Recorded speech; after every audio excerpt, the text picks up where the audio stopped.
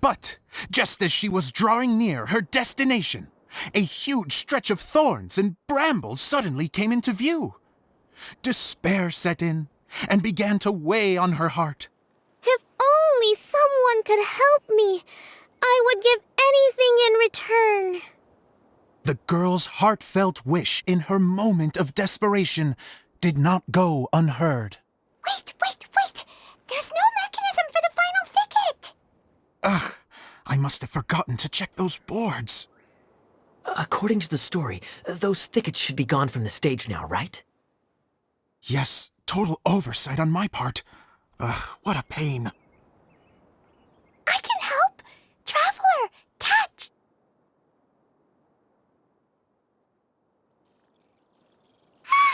It's a Jumpy Dumpty! The girl's heartfelt wish did not go unheard, for a Jumpy Dumpty, who was passing by, helped to clear a path for her. Oh, thank you, Jumpy Dumpty.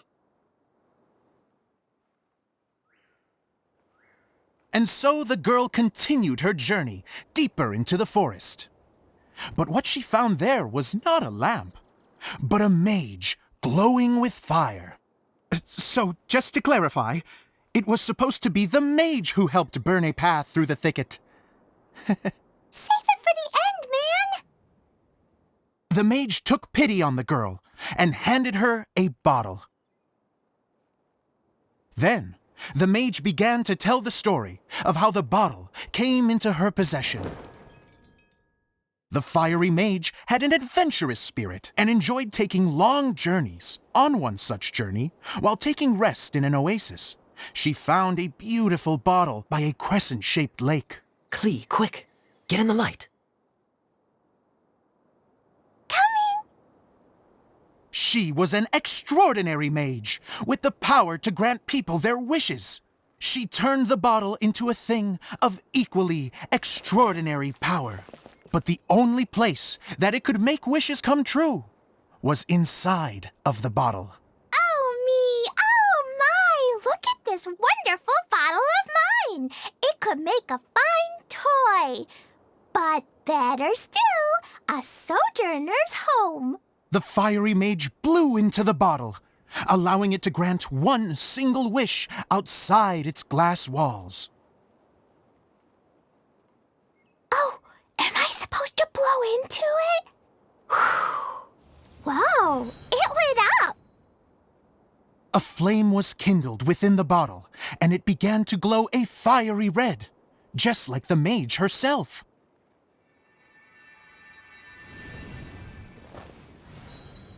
After the mage finished telling her story, she disappeared, leaving only the bottle behind. A magic bottle that can grant wishes. Then I wish to leave this place and go somewhere where no one will ever find me again. And then? The bottle seemed to softly inquire.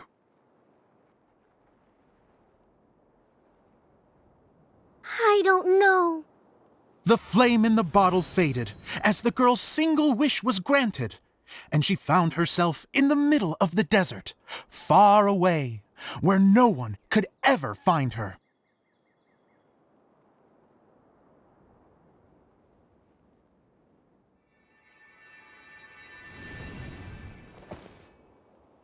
When the dagger bandit listened to her story, he sighed in disappointment that the flame with the power to grant wishes outside of the bottle had already died. But this doesn't make sense. If it truly granted my wish, then nobody should have been able to find me here. Maybe they shouldn't. The desert is difficult and dangerous to navigate, but I was determined to make it, no matter what. Then take this bottle with you for your trouble. It may be able to grant you your wish, though sadly, only within the confines of the bottle itself. All I wish for is light.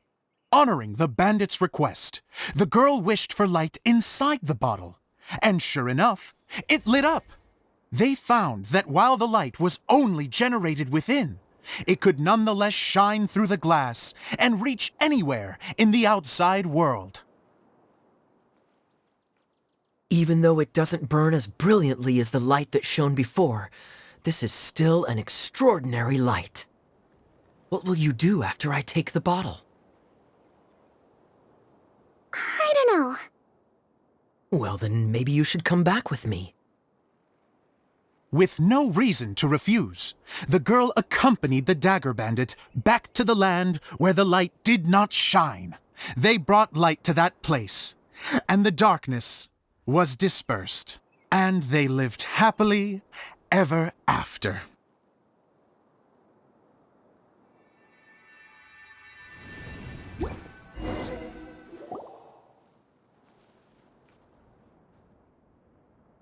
And we're done! Seems the show went pretty well.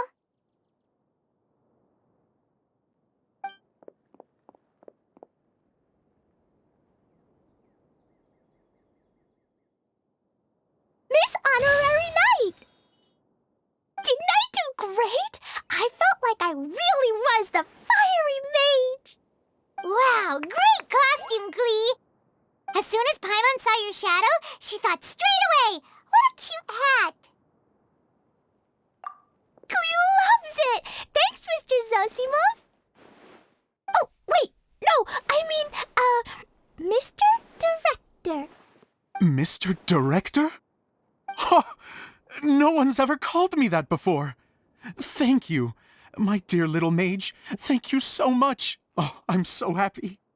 Miss Dia said that she tailored it a little bit so it would fit me, but you were the one who designed and made it. You're amazing. Yeah, that's amazing. And it sounds like Adia did a great job too. It was nothing really. Just one of those, oh no, whatever shall I wear to the ball moments. Sewing comes in handy at times like that. Sewing is an art in its own right. You're more talented than you give yourself credit for, Idia. Really? Oh, I'm just gonna go for a second. Please, chat amongst yourselves. She gets embarrassed so easily. She really can't handle being in the spotlight. Idia's a sensitive person and doesn't have a whole lot of self-confidence. I hope all the excitement hasn't brought her to tears. Oh, I'm a little worried. Don't worry. I'll go make sure she's okay. I'll see you all later. So, what did you all think of the play? Any thoughts? Huh? Uh-oh. Time to get serious. Now, are you sure you want to hear what we really think? Oh, absolutely. I had the courage to ask, didn't I? So, don't mince your words. Go ahead. Speak your mind. I can take it.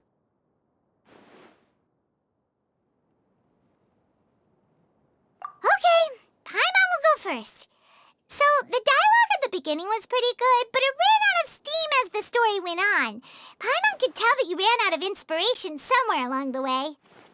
The characters were honestly a little bit ridiculous. Paimon didn't get what you were trying to do. The moment anyone started to show any kind of substance, suddenly the scene was over. Yes, all very good points, Paimon. I would add that in its attempt to pay tribute to the series 1,000 Nights, all semblance of a coherent was sacrificed. Plus, I do have to penalize you for the issues with the props. Miss Adia, what are you doing back here? Oh, you know, I return like the tide when people start discussing something important. Huh. Especially when it has to do with criticizing my show. Mm-hmm. But there was one thing I liked about it. Just one, mind you. The story had a good ending. You think so? I thought I was letting him off lightly. Adia, could I borrow you for a moment? Oh, sure. Excuse me for a moment. Back to you, Paimon. Keep up the good criticism. Okay, in that case, Paimon did have one other complaint. Let's hear it. Taking criticism on the chin is all part of being a director. The ending was all wrong. The girls ideas were clear and simple the whole way through. It was kind of jarring when all she had to say was, I don't know. And doesn't anyone else find it weird how her whole community was on the run, but she was only looking out for herself the whole time?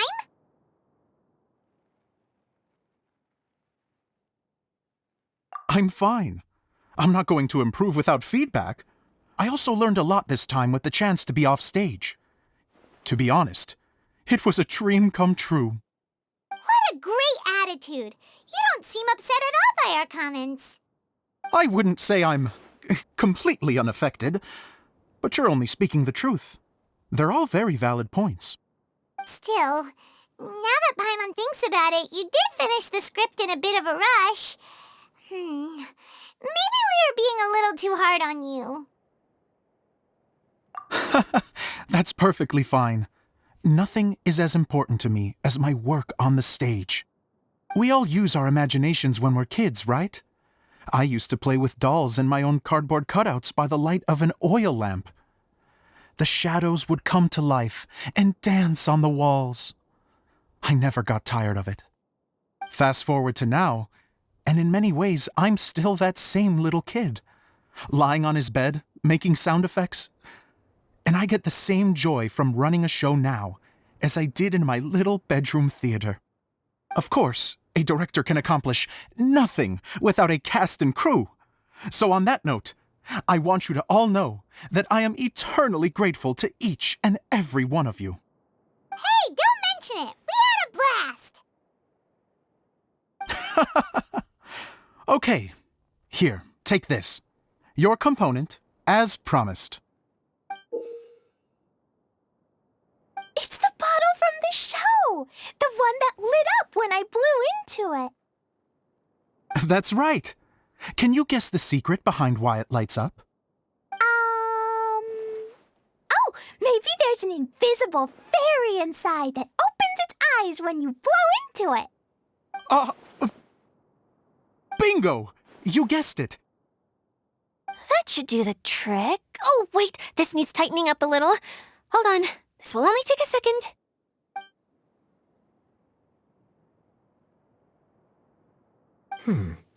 This outfit's more fashionable than I imagined.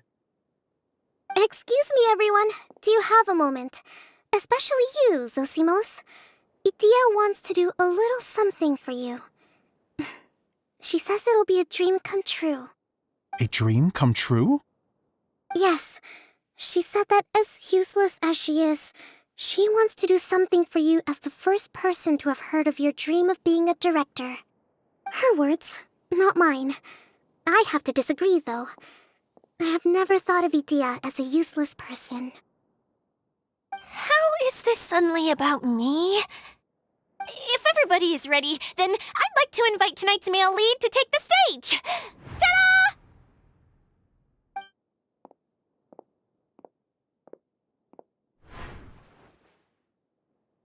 Wow!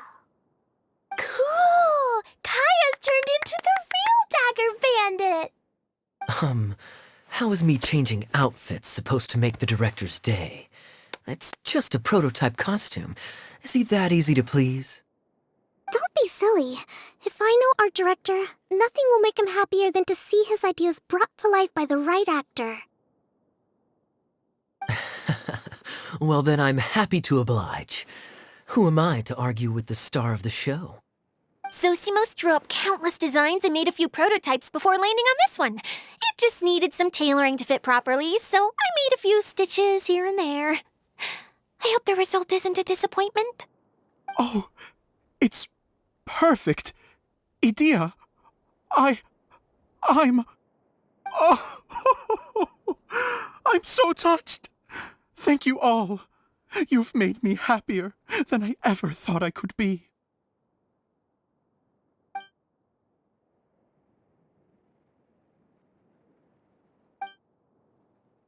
How are you doing? Recovered? Oh, I'm good. Thank you again, Idia. Oh, please, don't mention it. Well, Now that we have the final component, it's time to say goodbye for now. Let's head to the core of the Veluria Mirage and get this place fixed up. Can I keep wearing my costume? Please do, by all means. Both of you can keep your costumes. It seems only fair. Yay! Kaya, keep wearing yours too. It looks amazing. I agree with our mage.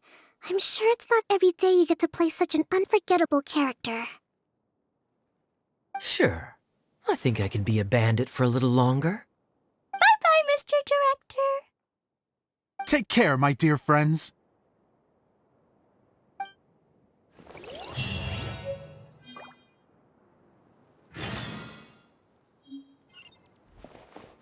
You're going to attempt to repair the core now, right? I hope it goes smoothly. I feel so honored to have met you all. You were a wonderful cast. Thank you once again. I'm so grateful for everything you have done for me.